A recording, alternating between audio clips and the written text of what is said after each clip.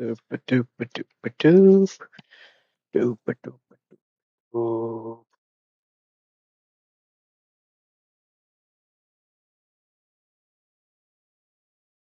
There we go. Ah,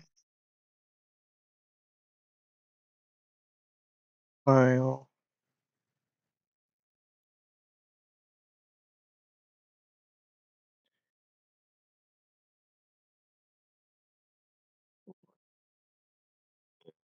Is it? Oh, we'll just enable sound. There we go.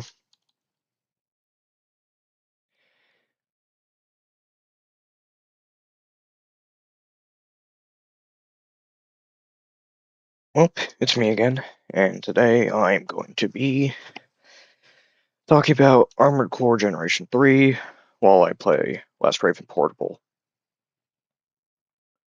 Why am I playing Last Raven Portable? Well, okay, if I'm gonna be honest, it's just because I was looking at the part list the other day, or not the other day, a few times during my original run, and I don't know, I kept seeing all the legacy parts and the new shit that Last Raven got, and then I noticed the H20 Firefly head, and I just really wanted it, so download PPSSPP, found a or not 200, a 140% completed save file by Miss Crown, downloaded that, and here we are.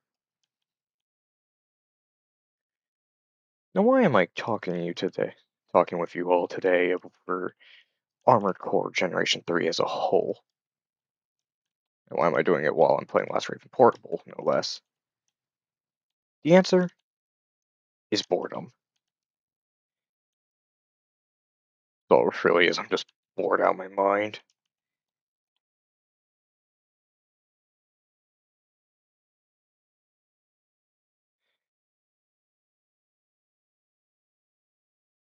Generation 3 as a whole, to me, I don't know, compared to all the other games, it kind of hits that, like, sweet spot, in my opinion, of it shows you the ropes. Yeah, it's a bit hard when you don't understand it, but once you do, then, well, the game's not any less hard, but it's definitely more enjoyable.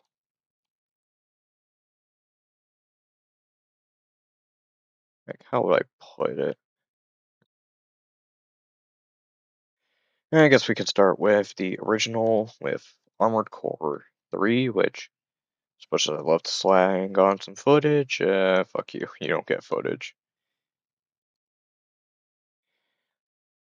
AC3 was meant to be a soft reboot of the original games, which you can easily tell just by looking at the premise.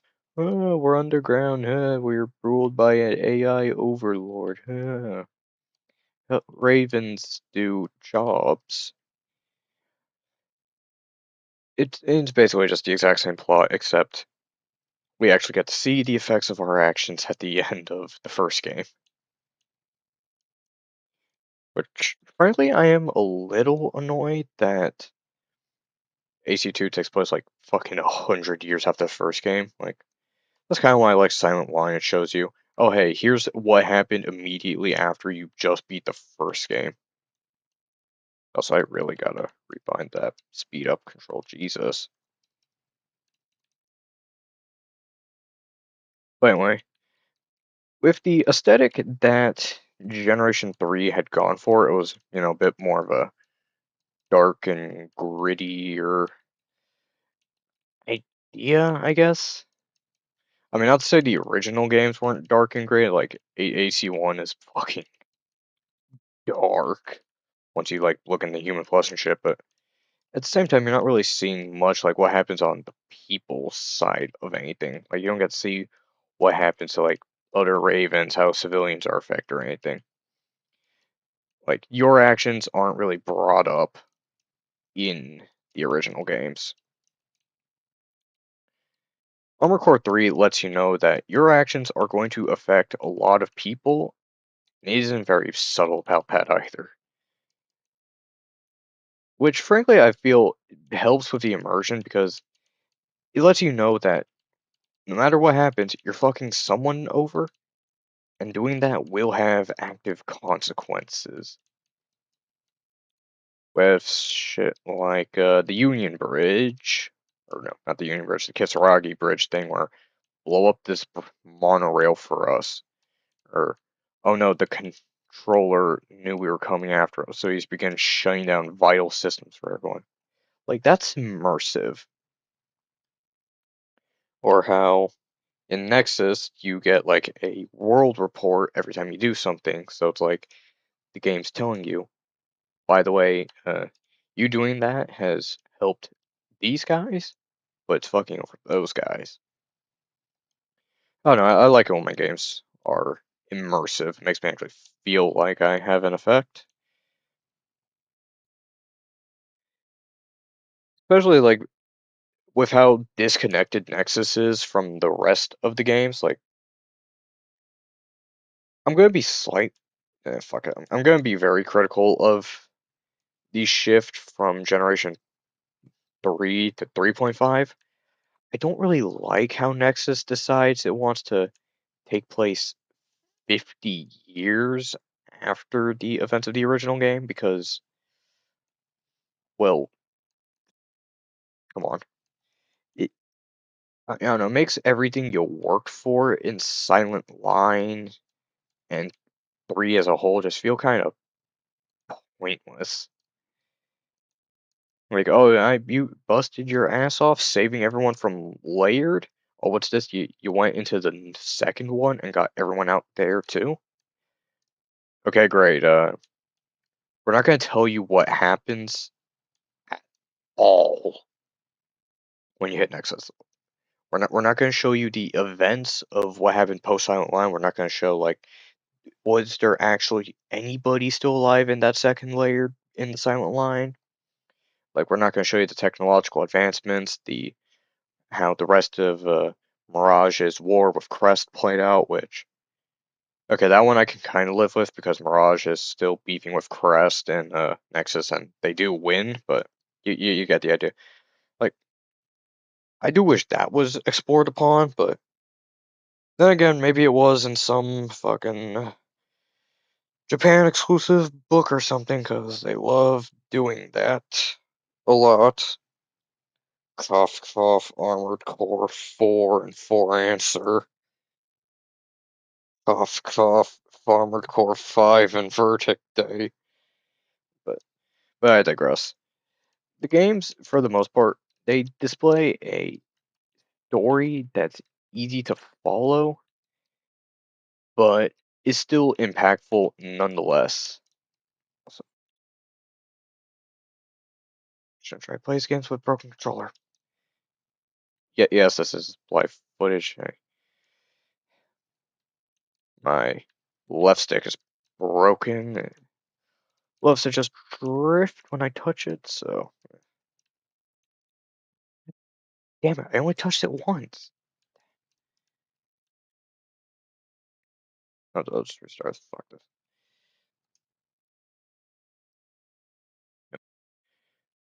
But yeah. But anyway, the stories of Generation 3 as a whole are fairly decent. Just kind of rambling on at this point. You know, well, for anyone who hasn't really bothered, we can do like a plot review, I guess. Armor Core 3, everyone's underground. They live under the rule of the controller. It governs their actions, what they can and can't do, the corporations, the ravens. If it exists in Layered, it knows about it. And so you become an aspiring raven because, I don't know, I guess life's too boring for you. And you try to help out in the war between Crest and Mirage because I don't know why they're warring, I guess. Something about Mirage being jealous that Crest is like the controller's chosen ones, basically. But as things go on, your first real notice that something is wrong is when you're doing a mission for Crest about some intruders in an foreclosed area. Except the thing is, everything looks perfectly fine. Like, something about it being shut down by an earthquake, but when you get there, like, nothing's broken, everything's fine. Or at least before you get there, when you leave, there's probably some window smashed out from the enemies, but regardless, something is amiss now. Why would the controller foreclose a certain area and tell everyone that it's not hospitable anymore? Well, as the game goes on, you kind of don't really question that up until the first Dove unit appears in Rugen Laboratory.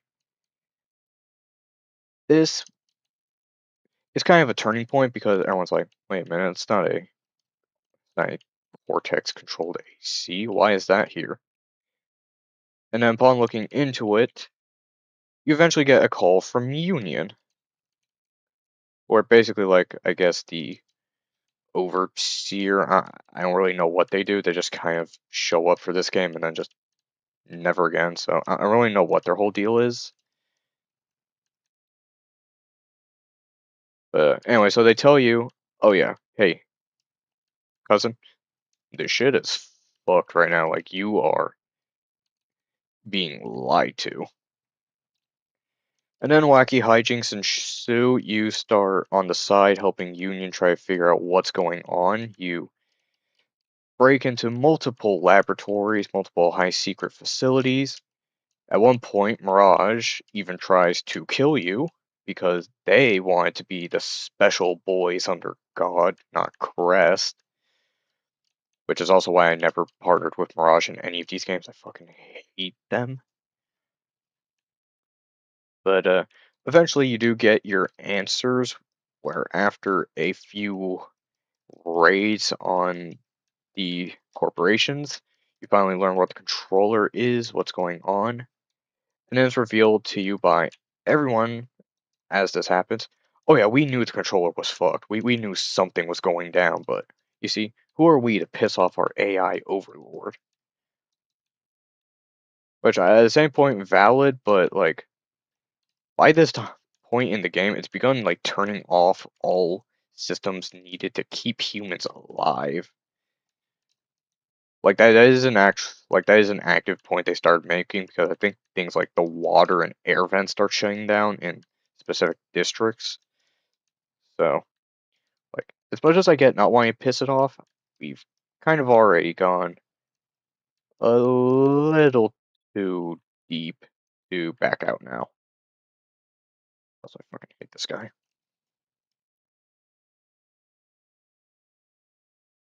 But yeah, so that happens.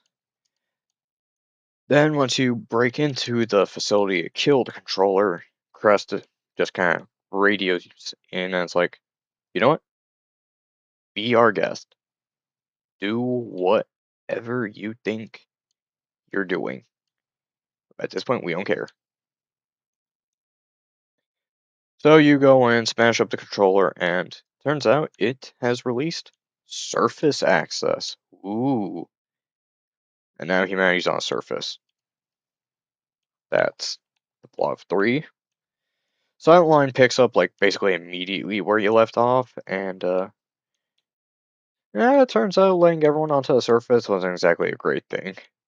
Now, everyone's at each other's throats, which is really fun, and you get to be a part of the war effort again. But wait, there's this super special region somewhere called the Silent Line. Oh, that's the name of the game. Except the Silent Line doesn't really play into anything, it's just kind of the place. Basically, every now and again, there's this region being terrorized by satellite cannons. No one knows why there's satellite cannons, there just is. But as it turns out, egads, there is in fact, or I don't even know, no, where was I going with it? Ah, So while everyone's trying to look into the satellite cannons, all of a sudden their installations are being attacked by fat vixens. That's what they're called in the Japanese version. And I don't remember the name. I just know they begin like with IBC003, some shit like that. And all of a sudden, all the corporations' AI controlled prototypes of everything just kind of begins bugging the fuck out. And eventually, it's revealed that what was it? I'm trying to remember.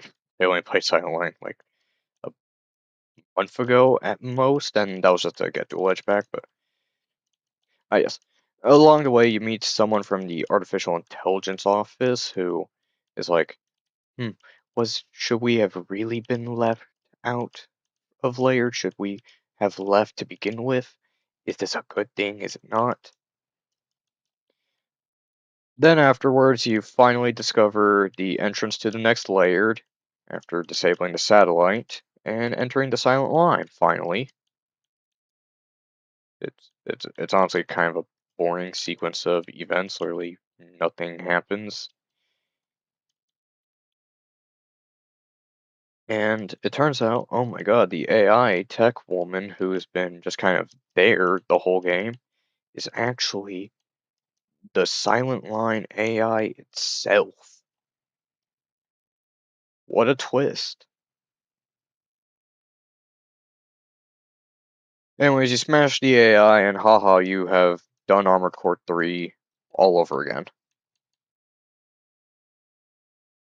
Now, the second layer is free from the control of Ibis, and you can finally leave the Silent Line, descending into Armored Core 3.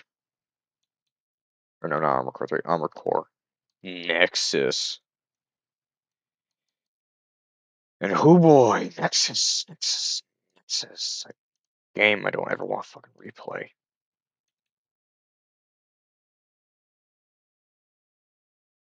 Nexus basically is just new startup company 50 years later called Navis finds a rare metal ore. This will be a surprise Mouska tool that will make sense later. In the region the game takes place, I'm just going to call it the Apex Plains. And within the Apex region, Crest and Mirage have gotten wind of this and are like, we want some of that shit. So it becomes a three-way tug of war.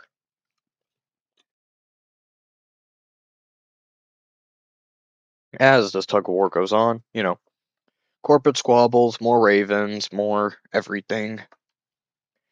Kisaragi's just kind of chilling there with their insect research and whatnot. But as things go along, more schemes. People are trying to figure out, what makes this thing so special? Why are we fighting for it?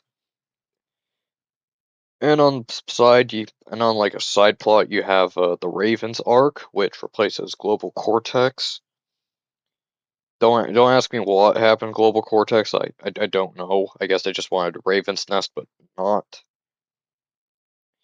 And so as the game progresses, you hear like rough tidings going on at the corporation as Crest is going bankrupt because their cheap AC part sales aren't really going to cut it to fund their war.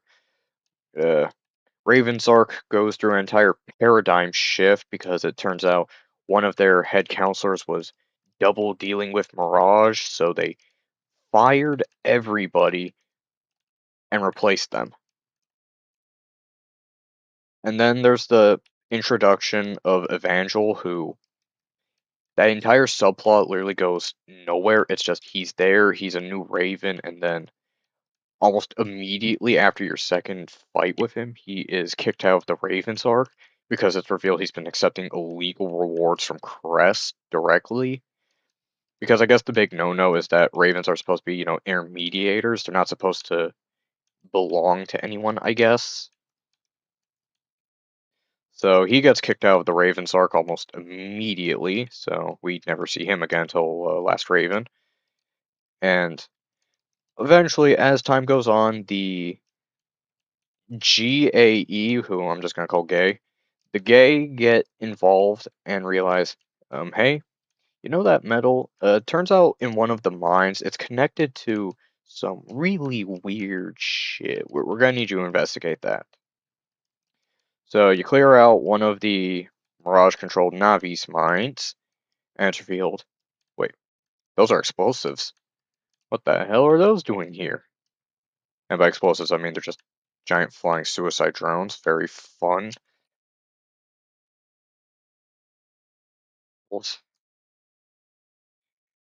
And there is a schism. Mirage tries to kill you again, unsurprisingly. Like, they try to kill you, and the Raven they hired to kill you doesn't fail, so they're immediately shut down with Raven's Arc. That goes nowhere. Crest drops out of the war because they went bankrupt finally. And I guess there's that subplot with one of the Crest Ravens, Shinobi. Fucking oh yeah, there was that whole thing with all the Crest exclusive ACs defecting from them or whatever because they wanted to keep fighting. That's only a thing for like 3 missions and that's it. And then eventually you get to the source. You learn that Navi's activated a behemoth ace, not AC, MT. Basically that one giant boss from Armored Core 2, Another Age, but it's stationary and it's over almost immediately if you just bring in high ECM and just know what you're doing. But, oh no, it turns out Navi's ended up pissing off the whatever the hell was making these things in the first place. So you gotta go in and shut it down before everyone's dead. And then, oh my god, red butterfly, 9 ball. Even though it's not actually 9 ball, it's just a shitty T. And even if you destroy that thing in like 20 seconds, which I usually do now, uh, you fail. You were too late. The drones launch, and their first destination is Raven's Arc HQ, and then everybody dies. Just everybody dies, except for the, this guy who was apparently the leader of the original Raven's Arc, Evangel, because he was kicked out when it happened, and a few other non-important Ravens, I guess. Whatever. Which the which then leads us to the coming months on before Last Raven. So fucking Mirage, Crest, and Kisaragi all come together to form Alliance. And the Rogue Ravens form Vertex. And they're back at war with each other. This time it's Ravens and corporations trying to kill each other. And now we have 24 hours before Vertex begins their final assault. And then Last Raven's kind of just the adventure book, choose and pick your own path. You know, do the things, get your endings, whatever.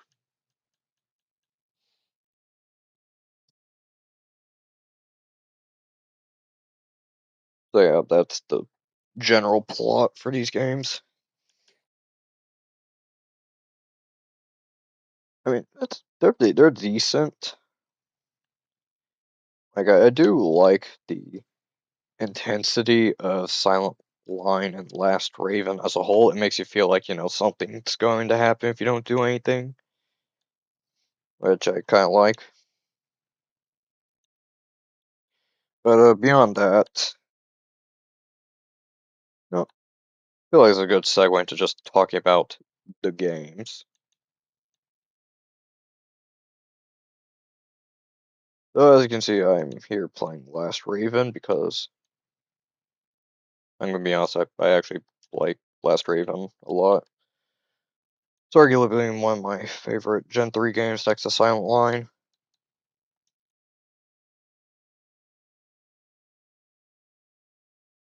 And the direction the devs took for these games, frankly, I kind of prefer them over the originals, if I'm being honest.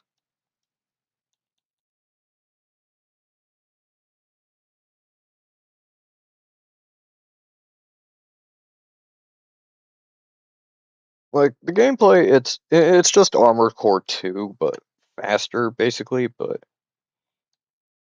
does kind of just have a bit more spit and polish on it. Like the whole radiator system being reworked, thank God. Or extensions actually mattering, and stuff like that. It's basically just a better Gen 2 in my opinion. I can't really say much about the PSP ports because, frankly, I don't like PSP port. I don't know. This game controls like shit, being honest.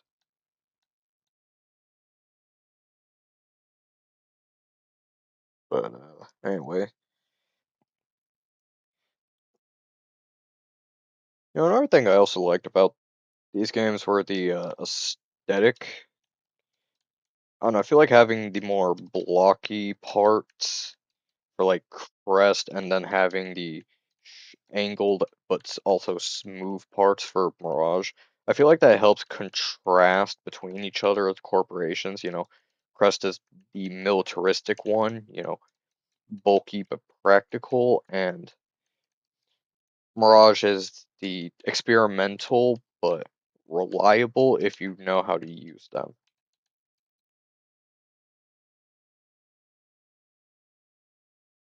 And then there's the Kisaragi parts, which, okay, to be frank, there's only like two of them, like two AC parts they have, and I honestly feel like it was a missed chance to give Kisaragi more parts, but whatever.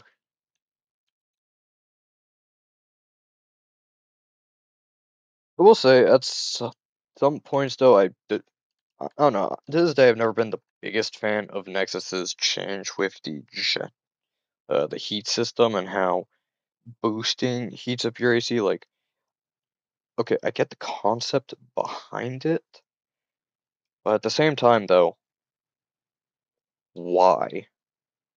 Like, why was this a thing that needed to happen? Because like you'd think it wouldn't be an issue since, well, why would it be? The ACs are boosting constantly. Like you'd think they'd be resistant to the heat they produce. Like I'm okay with like overboost heating you up like it did in 3 and Silent Line because that makes sense. You're overclocking the boosters. That functions, that tracks. But with just regular boosting, like this isn't really supposed to be as powerful as the overboosters, so I don't know, it feels just kind of like a kick in the nuts for just, you know, doing something you've always been able to do for like 7 games up until that point.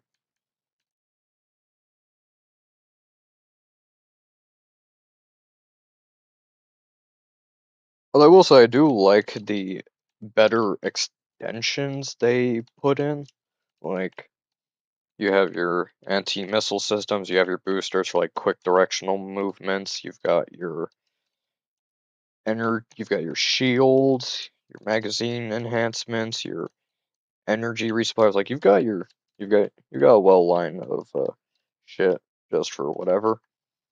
The inside parts I've never really seen a very big use for because I don't know, depending on your build, it's probably already teetering on the edge of being overweight anyways. So it just feels like adding, a shoulder part or no, not a shoulder, an inside part feels almost impossible at times just because of the weight it has.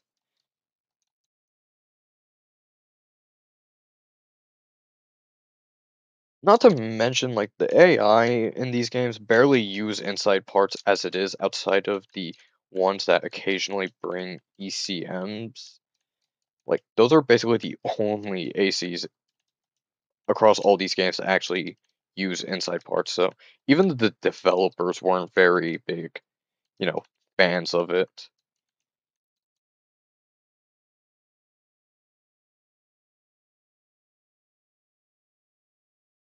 But I mean, hey, the option's there if you want it. Can't say I haven't gotten fair amount of use out of the Medusas for that one mission in 3 where you have to dodge the MT fire.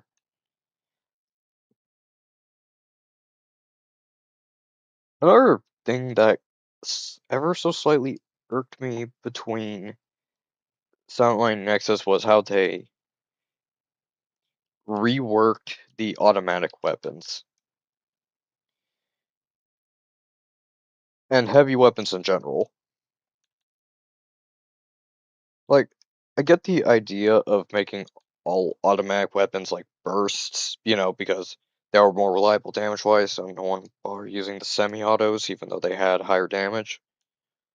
But at the same time, like, it was a little extreme because they basically butchered every SMG outside of, like, the Pixies into just nothing but automatic spray guns that really required you to be up close and personal to get any mileage out of. And then, as you saw with me right now using the grenade cannon, another issue I have is with the extended reload intervals. It basically leaves you as a sitting duck until it's ready to be used again. Like, I didn't mind it as much in Generation 3 in Silent Line because, if you had an overboost core, you can do the trick where you can just kneel down, ready a boost, fire, and then boost away. Here you can't do that. You are stuck for 12 seconds until you're ready to shoot again. Which gets really annoying after a while because then it kind of pushes you away from actually wanting to use fucking cannon weapons unless you're a quad or a tank. Actually, speaking of alternate leg types, another thing that also slightly miffed me with Last Raven was how they basically butchered hover legs because yes, I know it's to make way for the whole haha you can lose your parts thing, but at the same time, with their big hitbox, it kind of meant that hover legs aren't really all that useful now because, well, they have giant hitboxes, they break very easily. Like every time I do that damn mission with the hover guy and the reverse joint, like I've always had to replace those legs because I always got red brakes on them. So it's like you're basically just opening yourself up to free damage with how heavy those hitboxes are.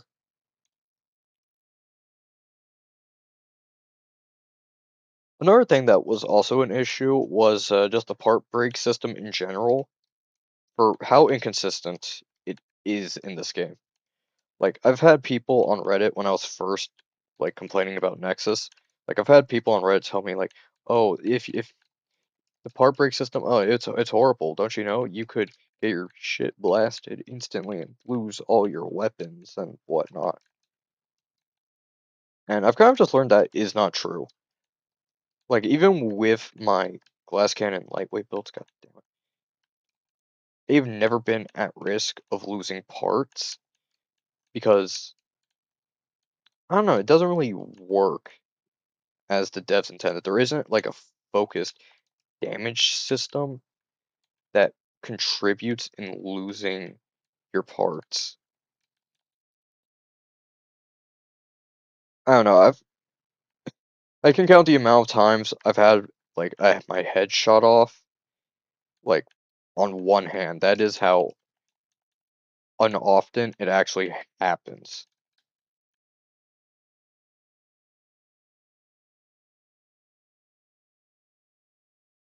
Trying to fucking center myself.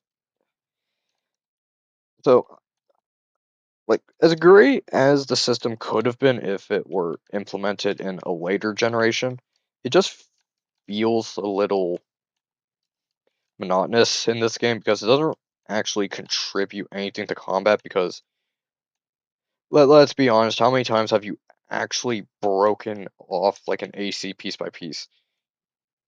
Odds are never. At best you'd hear enemy legs damaged on a hover AC, and that's it. Otherwise it's just gonna be enemy core part damaged, core part damaged, with the ever so rare legs damaged, legs destroyed.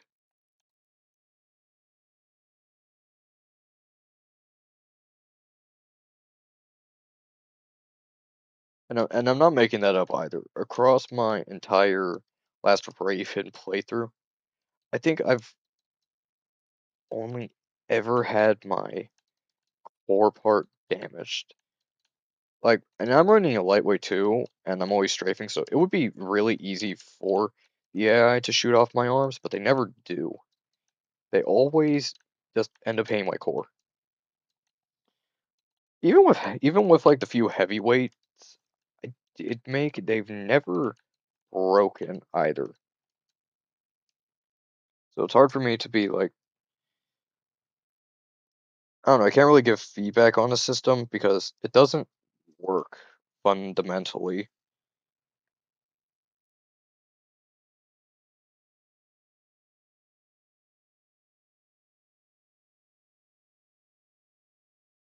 Although something I did like that was added to or added with Nexus was the hanger system.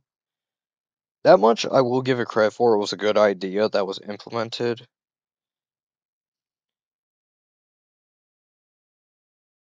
Although at the same time though it is a bit limited.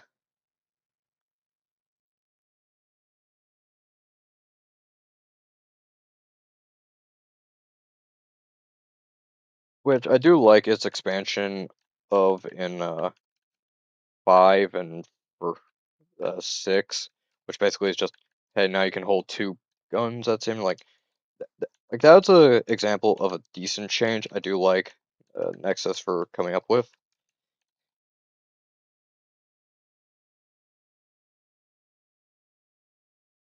But beyond that, like these games by themselves, like if you're just playing them by themselves, like standalone, they're perfectly fine.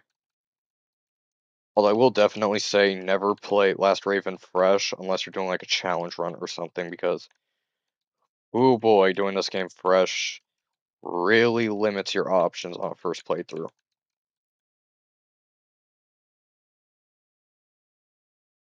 And I'm saying this as someone who accidentally did the Evangel route first. I think it was either Evangel 1 or no, it was Evangel. Yeah, it was Evangel 1.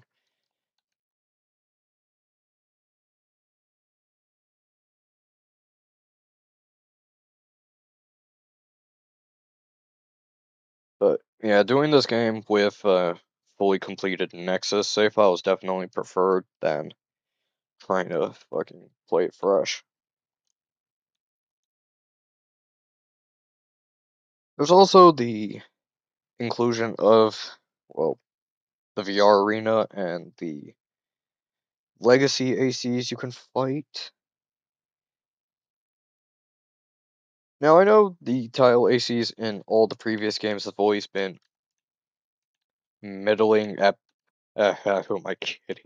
Outside of the main entries, these things fucking suck, dude.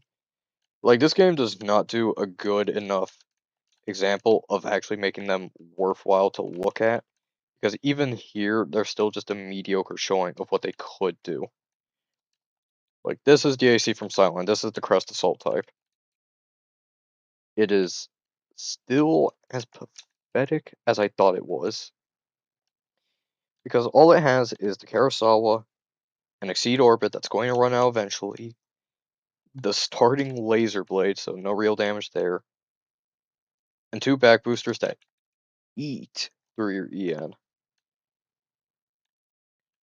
Also, because the devs couldn't be bothered to actually give this thing historically accurate parts, it's using a generator that does not exist in early Gen 3, so I could not recreate this thing even if I wanted to.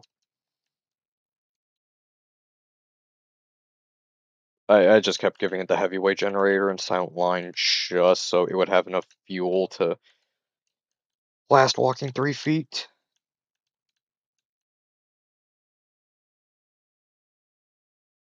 But, like, this game does not do justice to any of the tile builds, because none of them are accurate in the slightest.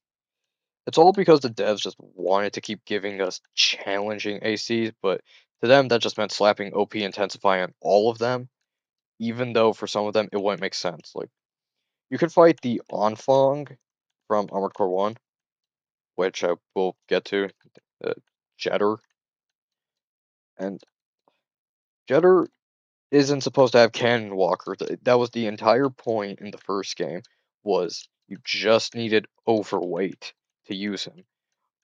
Otherwise, you were still, getting down on one knee, proposing getting that cannon out. Like, these things are not historically accurate.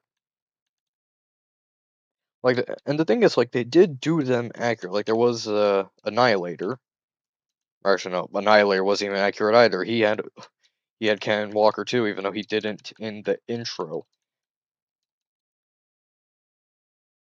Like, so that is a lot of points off for these ACs because, frankly, I can say that about Nexus and Last Raven as a whole, is that the devs are far too invested in giving everything an advantage that they don't stop to think if it actually matters at this point. Like, that was always my biggest pet peeve, is just, it's kind of when everyone's super, no one is. Like, they could have reserved OP Intensify for, like, route end bosses exclusively, or the occasional dickhead, but with by giving everybody the exact same thing, it just kind of diminishes how, different they were supposed to be. Like, because Armored Core 3 and Silent Line, you rarely came across ACs that actually had OP Intensify installed, which, that always worried you because how are you going to handle this now? How are you going to deal with them? Especially with stuff like Ace, Exile, Mobius, all those guys, like, they were actually challenging. Here, though, well, sometimes they don't exactly give them, uh, they don't give them the tools to actually make use of OP Intensifiers. Like, Evangel here with the original and the Last Raven version. Okay, it makes sense, they have back cannons, so it makes sense giving them Cannon Walker. But someone like uh, someone like -1, giving him OP Intensify doesn't make sense because in another age he had to kneel to use his cannon, but giving him Cannon Walker just takes away from that. Same thing with Keepless. Same thing here. You give him OP Intensify to use the back cannon, but that goes against him having to kneel to use the back cannon, as was explicitly shown in the intro.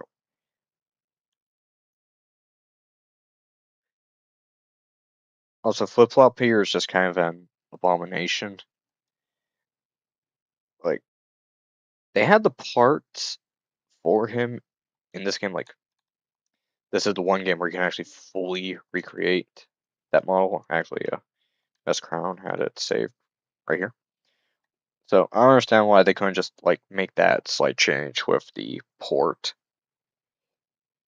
Which also really weirded me out. Like, why would they give like, 3/4 of the build for the Zeo Matrix AC and not, commit to it? Actually, I'm gonna make a quick change because it was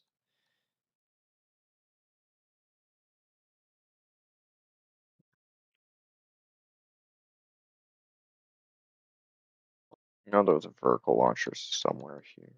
No, it's too far. But anyway, I don't know, it just feels a bit disingenuous to the experience.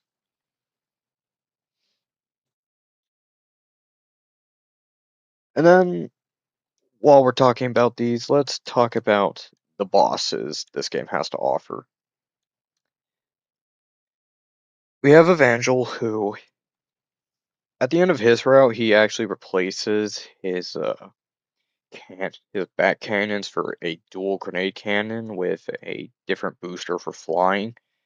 He's a relatively sturdy challenge. Makes sense as a final boss. He's kind of your insane rival as the game goes along. That makes sense.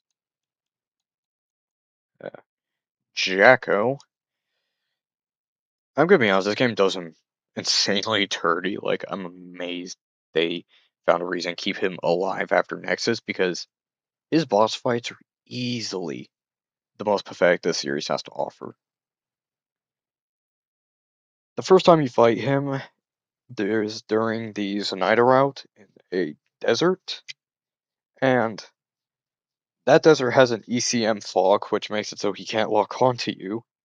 And because Foxlight is slow, because he made the brilliant decision to get rid of his quick turn boosters he had back in Nexus, they decided to make him turn like a truck, and because of that, you can easily outspeed him and kill him. The second time you fight him is at the end of the Alliance route, and it has to be seen to be believed how easy this fight is.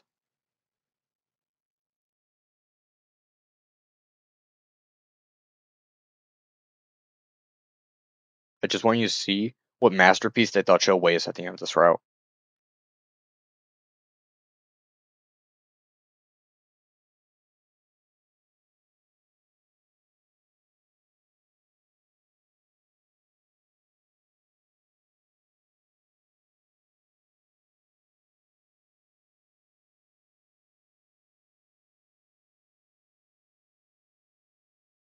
That is all he can do, by the way. That is all he can do.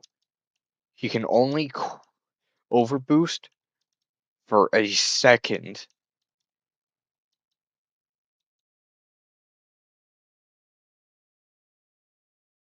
I have I have ran a lap around him.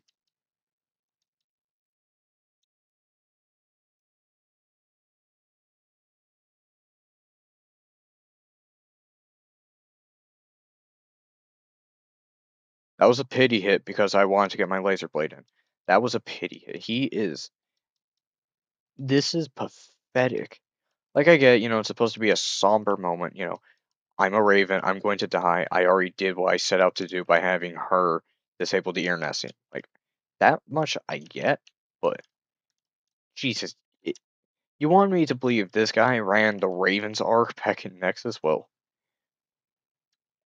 I don't. This is just sad.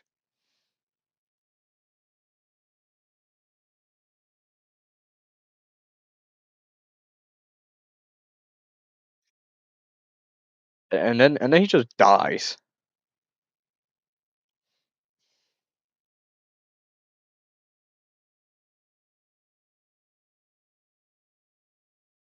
While I'm here, might as well fucking show off the other Evangel fight.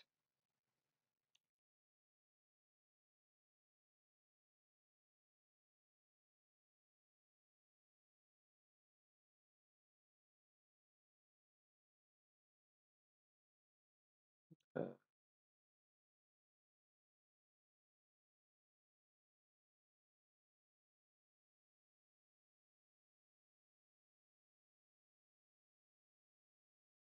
no, it wasn't this one. I think it was this one.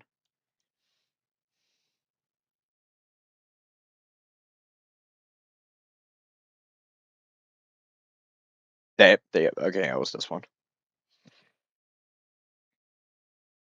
Now he is a fight.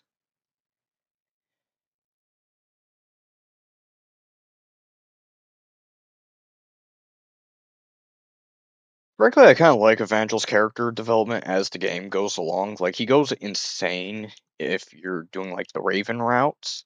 But if you're working with Alliance, like, I don't know, he comes off as a more sound character, I guess. Like, he's still definitely insane, like, with the whole dominant talk and whatnot. But he does have the skill to back it up. Like, he is a decent pilot. He knows what he's doing in that thing, which is how, well, he became lasted this long.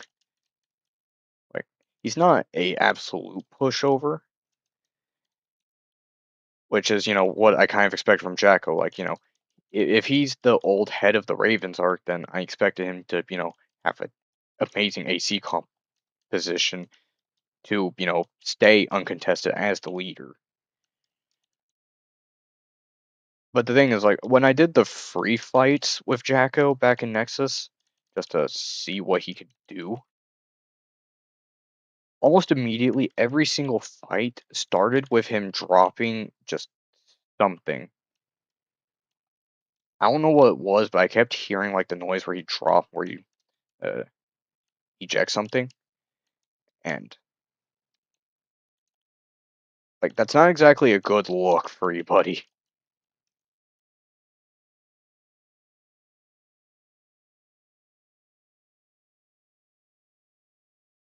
But yeah, fucking Evangel here, he is actually a really good fight once he starts looking at you because those cannons will tear you to shit.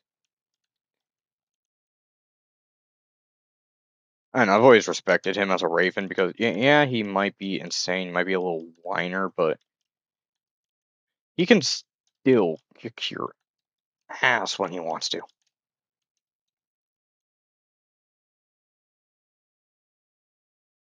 Which I feel like, is something all the bosses of these games should strive for. Like before we had Nine Ball, he was the threat, he was the guy.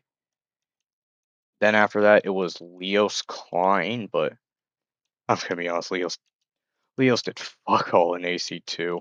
Like you fought him twice. Once in his AC, once in a super mech thing. I'm not gonna count the AI control model because that one has a completely different loadout compared to its actual composition. I mean, for fuck's sake, it's red. Armor Core 3, I wouldn't say had any AC fights that were important story. I mean, there was that double fight at the end, but I mean, if you just pick up the Crow or the MWG 1000 or the Kurosawa, you kind of just cakewalk. Silent Line didn't really have any big AC fights either, now that I think. Nexus, there was Genobi and Agraya, but if you bring a dual Pixie build, then they just kind of melt. This game has bosses. This game has bosses. Especially her. I don't know.